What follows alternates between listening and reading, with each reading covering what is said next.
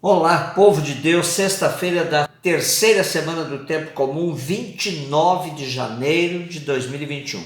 A nossa reflexão de hoje é a partir de Hebreus 10, de 32 a 39, de Marcos 4, de 26 a 34.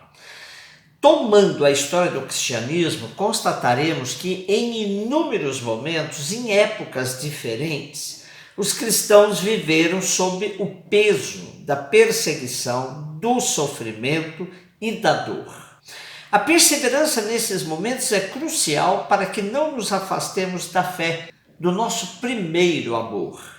Porém, é necessário ter convicção profunda que brota da experiência de Deus na vida para que não sucumbamos frente às adversidades. Podemos dizer que os cristãos aprendemos às duras penas viver nesses diferentes momentos históricos a bem-aventurança anunciada por Cristo, que diz: bem-aventurados que são perseguidos por causa da justiça, e quando são injuriados e difamados por toda sorte de mentiras, por causa de mim, por causa do Evangelho. O autor da carta aos Hebreus descreve a conjuntura do final do primeiro século, onde as comunidades cristãs passavam por todo tipo de situação adversa, incluindo até a confiscação dos seus bens. E ainda merece destaque a solidariedade dos cristãos com os que, mesmo não professando a mesma fé em Cristo, sofriam também os abusos do poder político e econômico da época. Uma das motivações para a perseverança está na fidelidade de Deus em cumprir sua promessa, e por isso quem assim padece alcançará a recompensa. É claro que não podemos tirar esse texto do seu contexto, como muitas vezes aconteceu na história da igreja, que usou esse texto para justificar o sofrimento do tempo presente, afirmando que quem aqui sofre gozará mais tarde no céu.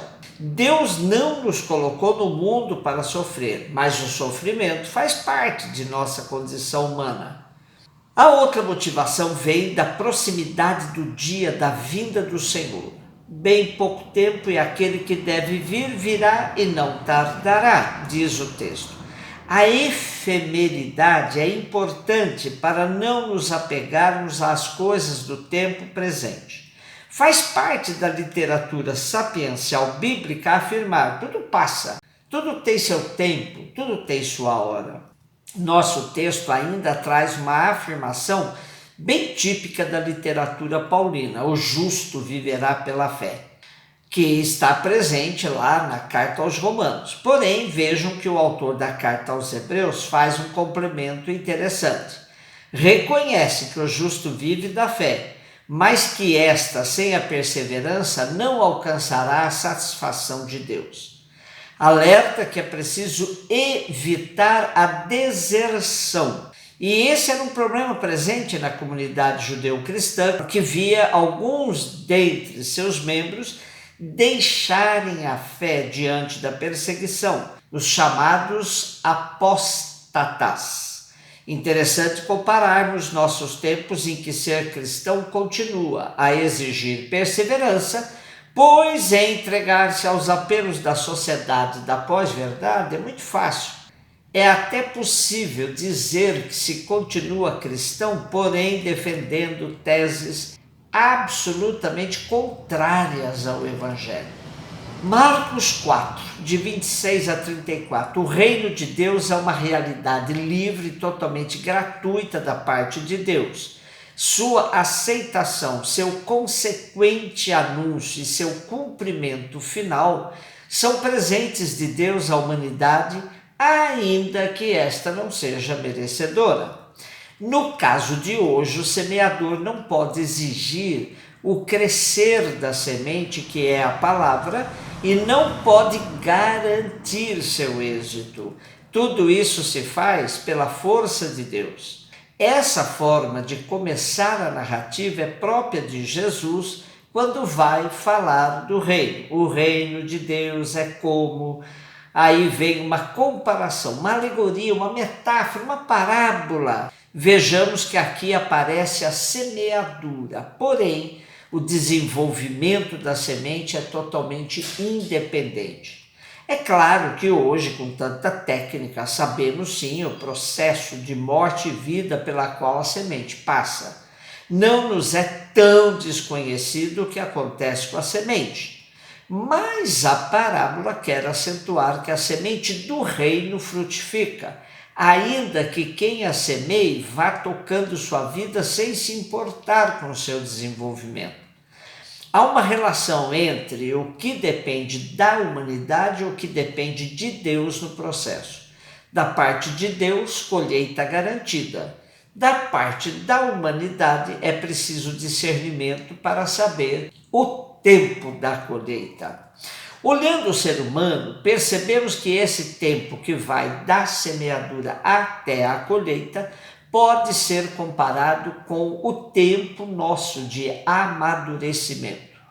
A paciência de Deus é ilimitada. Só Ele sabe o tempo de meter a foice colhendo grãos bem desenvolvidos. A nós devemos ter o cuidado para não precipitarmos nos nossos julgamentos. Entre a semeadura e a colheita há muito silêncio e desenvolvimento escondido nas penumbras da vida.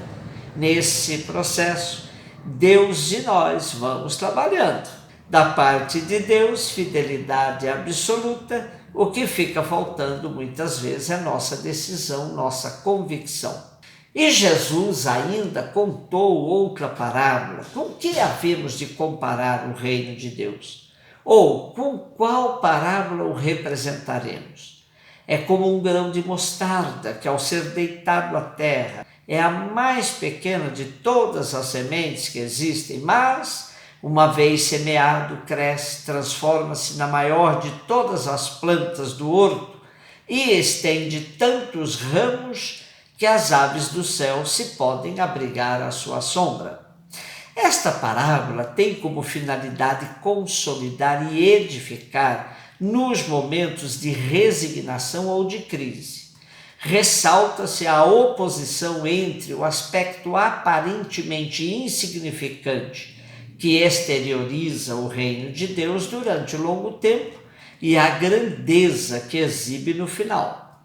Podemos pensar que o autor da parábola tivesse em vista pessoas que sofrem com sua insignificância, porque aos olhos dos outros, do mundo, da sociedade, da política, são classificados como insignificantes. Aqui estes têm a diferença entre a menor das sementes e o esplendor de uma grande árvore e são convidados a confiar no crescimento, a partir do que é pequeno, e ter paciência com os que parecem insignificantes. O reino de Deus é assim, vem de baixo, vem do que é pequeno. Aspirações ostentosas, arrogantes, ansiosas de poder não são sinais do reino de Deus. É preciso nos adaptarmos a crescimentos lentos e pacientes. O agricultor sabe bem disso. Ele rega, cuida, chega à terra, limpa das tiriricas que sufocam, corta a erva de passarinho que mata a planta e aguarda o tempo de colher o fruto. Temos muito que aprender desse processo, sobretudo no nosso relacionamento humano. Com muitas parábolas como estas, pregava-lhes a palavra conforme eram capazes de compreender. Não lhes falava senão em parábolas, mas explicava tudo aos discípulos em particular. Assim, estes versículos fazem o desfecho dessas parábolas que estão aí no capítulo 4 de Marcos. Aos discípulos que tiveram a coragem de largar tudo para seguir Jesus, o cuidado é mais meticuloso, é mais pessoal, face a face, coração a coração. Estes terão o privilégio do aprofundamento nesse processo de ver o reino de Deus crescer, ainda que nas aparências tudo esteja como a semente enterrada nas profundezas do solo, ou com uma semente que só nos deixa apalpar sua fragilidade. O reino de Deus, os discípulos iam aprendendo isso, cresce de baixo, vem do pequeno, nada de ostentação. Um beijo no seu coração.